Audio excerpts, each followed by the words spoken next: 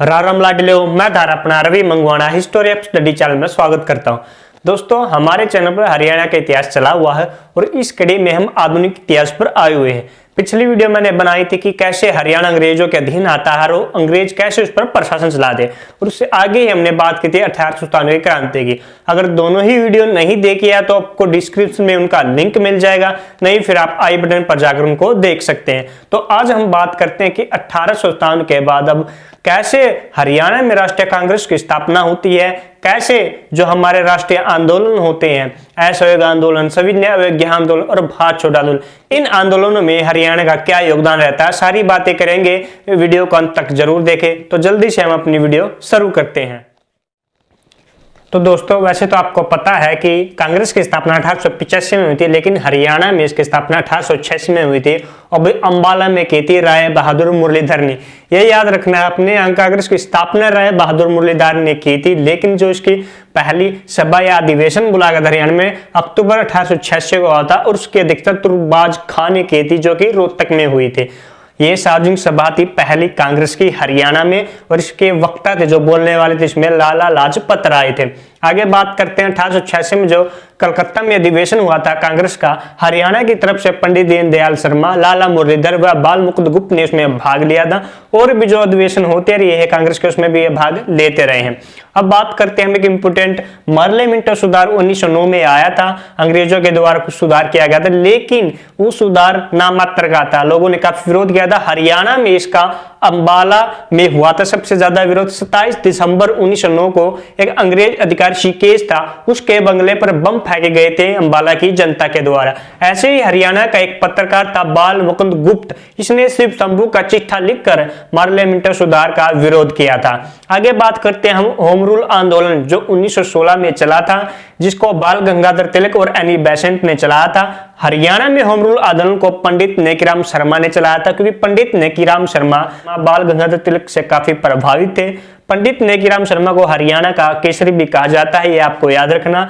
और एक एक्ट था अगला, रोल्ट एक्ट व सत्याग्रह। रोल्ट एक्ट क्या था मैं आपको बता दूं। रोल्ट एक्ट ऐसा था, इसमें ना कोई अपील थी, ना कोई वकील, ना कोई दलील, यानी कि अगर किसी पर शक भी हो जाता अंग्रेजों को उसको उठा सकते, ना कहीं कोर्ट में अपील कर सकता, ना अपने वकील कर सकता, ना ही कोई दलील पेश कर सकता था, उसको शक के आधार पर ही गिरफ्तार कर लिया जाता। इसका विरोध किया गया था हरियाणा में, इसका विरोध बहुत जबरदस्त तरीके से किया गया था। 11 फरवरी 1919 को सरदार झंडा सिंह ने अंबाला में इसका विरोध किया था, इसके विरोध में, और 28 फरवरी 1919 को हिसार में इसका विरोध किया। 30 मार्च 1919 को रोहतक, करनाल और पानीपत में विरोध किया था। स्वामी सरदानंद जो कि हरियाणा के ही रहने वाले थे, उन्होंने महात्मा गांधी से आग्रह किया कि वे हरियाणा में आए, इसका विरोध करें रोल्ट एक्ट का। तो महात्मा गांधी आए, लेकिन विरोध ज्यादा ना फैल जाए, अंग्रेजों ने इस डर से 10 अप्रैल 1919 को पलवल में उन्हें गिरफ्तार कर लिया और वापस बंबई जाने वाली ट्रेन में बैठा दिया। लेकिन ये याद रखना दोस्तों, महात्मा गांधी हरियाणा में 2 बार आते, एक बार और आए थे, उन्हें 30 जुलाई 1919 को हिसार में गिरफ्तार किया गया था। महात्मा गांधी को एक बार नहीं आए थे, और ये डेट जरूर याद रखना है आपने, हिसार में, रोहतक में कब रोल एक्ट के खिलाफ विद्रोह किया गया था। तो ये रोल एक्ट था। आगे जो हमारा आएगा असहयोग आंदोलन, सविनय आंदोलन और भारत छोड़ो आंदोलन, उन तीनों को देखते हैं हम आंदोलन में हरियाणा की क्या भूमिका थी। पहले हम असहयोग आंदोलन को करते हैं। तो दोस्तों, असहयोग आंदोलन जो महात्मा गांधी ने जो चलाया था, उसको पानीपत में अक्टूबर 1920 में लाला लाजपत राय ने शुरुआत की थी पानीपत से, और 22 अक्टूबर 1920 को भिवानी में लाला मुरलीधर ने शुरुआत की थी, और 6 से 8 नवंबर 1920 को रोहतक से रामराज दत्त ने असहयोग आंदोलन हरियाणा से चलाया था।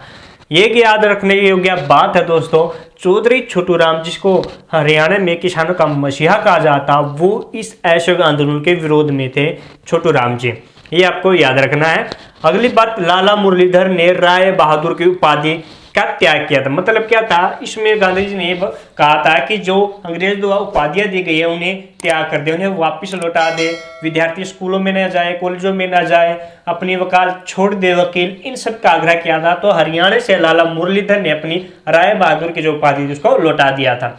अब 16 फरवरी 1921 को महात्मा गांधी जी ने रोहतक में जाट स्कूल की स्थापना की थी। इसी बीच ये आपको याद रखना है, डेट आप देख सकते हैं, 16 फरवरी 1921 है।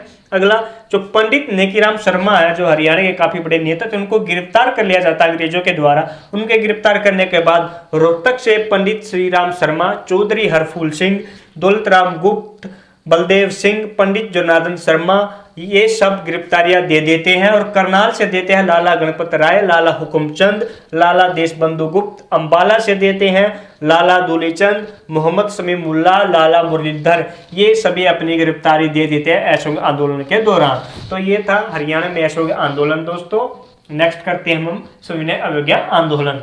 तो दोस्तों अगला है हमारा सविनय अवज्ञा आंदोलन। आपको पता है सविनय अवज्ञा आंदोलन 12 मार्च 1930 को महात्मा गांधी जी ने अपने 78 साथियों के साथ शुरू किया था। इसमें याद रखने योग्य हरियाणा की इतिहास यह है कि अंबाला के लाला सूरजबान उन 78 में से ही एक थे। तो यहाँ पर रोहतक, जंजर, अंबाला, पानीपत, भिवानी, सांगी, सोनीपत सभी इलाकों में नमक कानून तोड़कर इसमें सविनय अवज्ञा आंदोलन शुरू किया था। आपको पता है इसमें नमक कानून तोड़ा था महात्मा गांधी जी ने। जो इसके साथ ही इस आंदोलन की खासियत यह थी दोस्तों, इस आंदोलन में महिलाओं ने काफी संख्या में भाग लिया था। तो हरियाणा से अंबाला के लाला दूलीचंद की पुत्रियां थी विद्यावती, यशोदा व जमुना। इनके नेतृत्व में महिलाओं ने आंदोलन में भाग लिया था। ये तीनों नाम याद रखना आपने, विद्यावती, यशोदा व जमुना। और इसी आंदोलन के बीच किसानों ने कर मत दो आंदोलन चलाया था अंबाला में ही, कि किसान कर नहीं देंगे। इस आंदोलन के दौरान हरियाणा से लगभग 600 लोग गिरफ्तार हुए थे, जिन्होंने अपनी गिरफ्तारी खुद दे दी। और उनमें सबसे ज्यादा संख्या रोहतक से थी, जिसमें 380 व्यक्ति केवल रोहतक से ही गिरफ्तार किए गए थे।